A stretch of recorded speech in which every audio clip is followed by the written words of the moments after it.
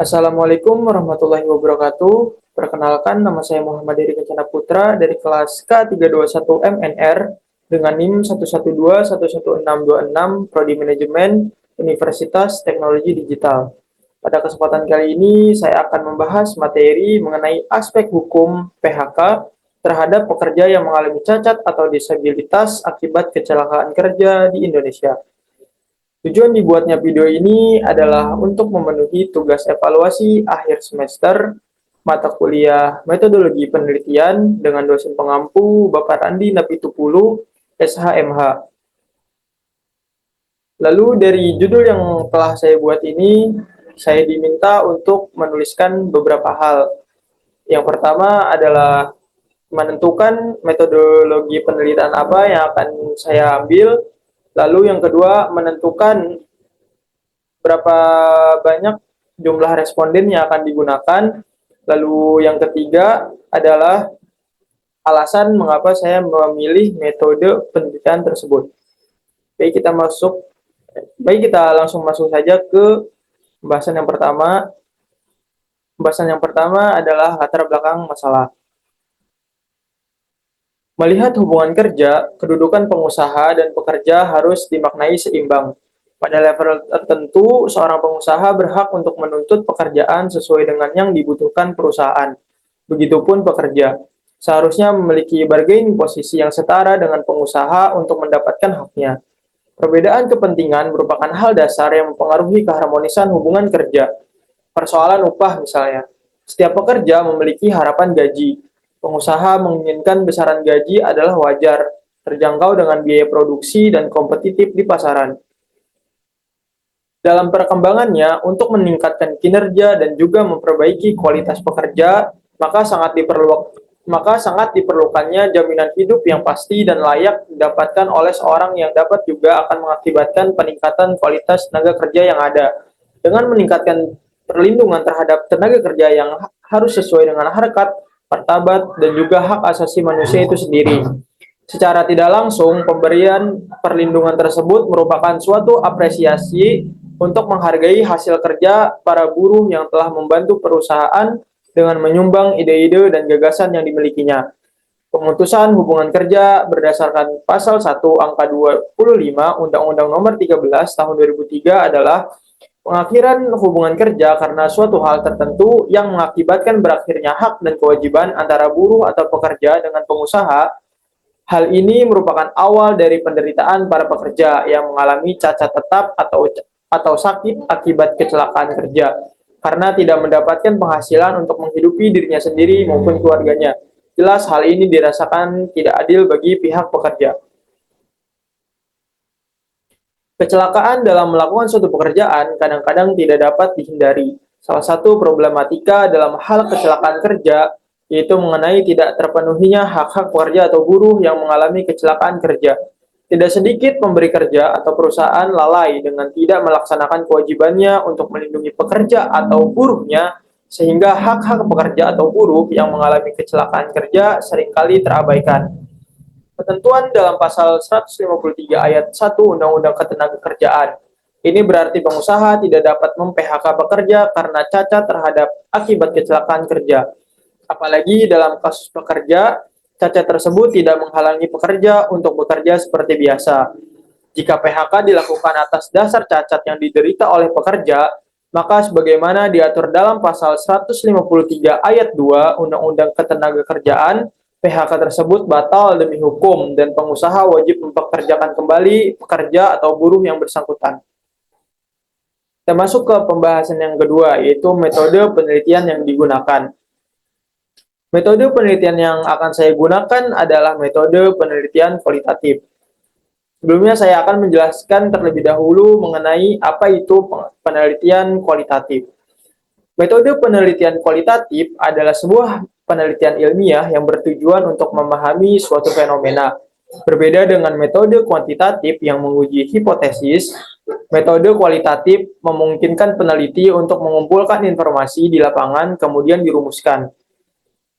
Dalam penelitian kualitatif, sampel atau narasumber sangat sedikit, sehingga tidak bisa dianggap mewakili keseluruhan populasi.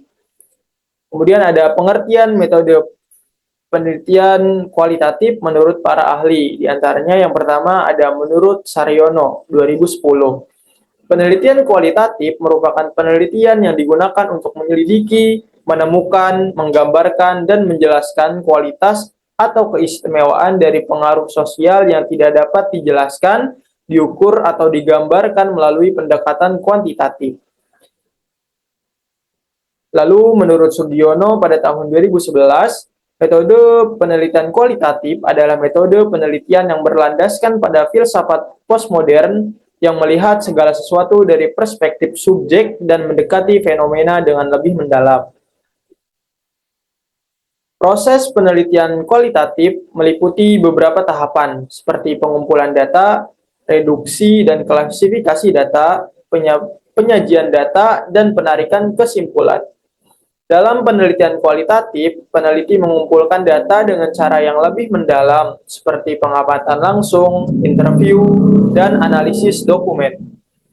Metode penelitian kualitatif lebih mengupayakan dalam menyelidiki masalah. Dari masalah yang ada tersebut akan menjadi dasar yang digunakan oleh peneliti dalam mengambil data. Peneliti juga mampu mendapatkan data yang tepat, membatasi asumsi, dan menulis secara persuasif agar pembaca dapat merasakan pengalaman yang sama. Kita masuk ke pembahasan yang ketiga, yaitu menentukan berapa responden yang akan saya gunakan.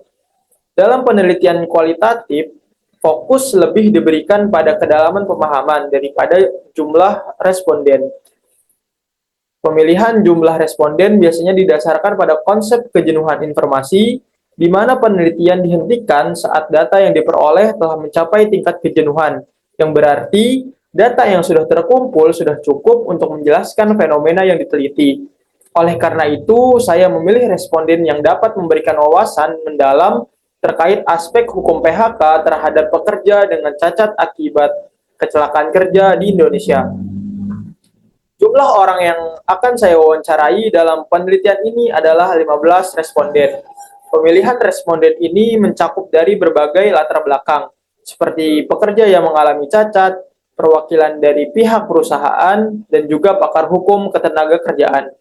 Saya memilih responden dari berbagai latar belakang agar hal ini akan memberikan keberagaman perspektif yang lebih luas terhadap isu yang sedang diteliti.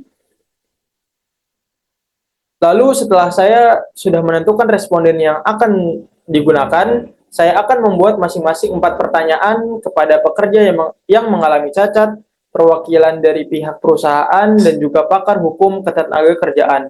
Berikut ini adalah pertanyaannya. Yang pertama ada pertanyaan kepada pekerja yang mengalami cacat.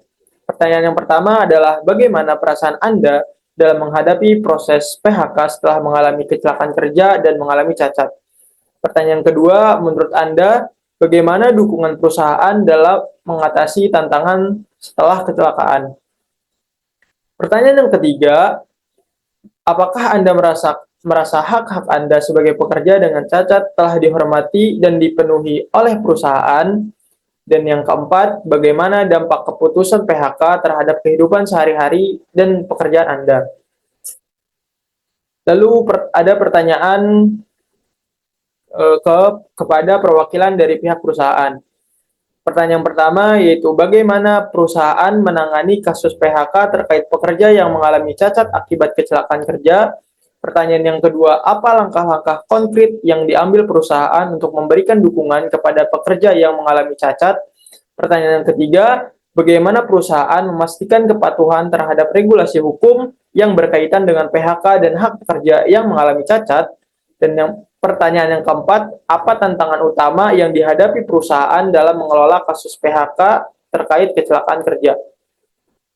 Terakhir, ada pertanyaan kepada pakar hukum ketenagakerjaan. Pertanyaan pertama adalah, bagaimana landasan hukum yang mengatur hak-hak pekerja yang mengalami cacat akibat kecelakaan kerja di Indonesia? Pertanyaan kedua, apakah ada ketentuan khusus dalam hukum ketenagakerjaan terkait PHK terhadap pekerja yang mengalami cacat? Yang pertanyaan yang ketiga, bagaimana implementasi hukum terkait PHK terhadap pekerja cacat di Indonesia dan sejauh mana kepatuhan perusahaan terhadap regulasi tersebut? Dan pertanyaan keempat, apa saran Anda untuk perusahaan agar dapat memenuhi kewajiban hukumnya terkait PHK dan hak-hak pekerja yang cacat? Kita masuk ke pembahasan yang terakhir, yaitu menjelaskan mengapa saya memilih metode penelitian ini. Menurut saya, pembahasan mengenai aspek hukum PHK terhadap pekerja yang mengalami cacat akibat kecelakaan kerja di Indonesia membutuhkan pendekatan yang mendalam untuk memahami permasalahan yang kompleks. Dalam konteks ini, metode penelitian kualitatif memiliki beberapa keunggulan yang menjadikannya lebih relevan dan efektif. Alasan yang pertama adalah metode penelitian kualitatif memungkinkan peneliti untuk mengeksplorasi dan memahami secara mendalam pengalaman subjektif para pekerja yang mengalami cacat akibat kecelakaan kerja. Dalam hal ini, wawancara mendalam dapat membuka ruang bagi narasi unik pekerja, menggali perasaan, tantangan, dan harapan mereka terkait proses PHK. Melalui interaksi langsung, peneliti dapat menangkap aspek-aspek sensitif dan personal yang tidak dapat diukur secara kuantitatif, seperti dampak emosional, kehilangan identitas pekerja, dan keterbatasan fisik yang dihadapi. Lalu, alasan yang kedua adalah penelitian kualitatif memungkinkan pemahaman lebih baik terhadap konteks budaya dan sosial di Indonesia yang dapat mempengaruhi implementasi hukum terkait PHK terhadap pekerja yang mengalami cacat.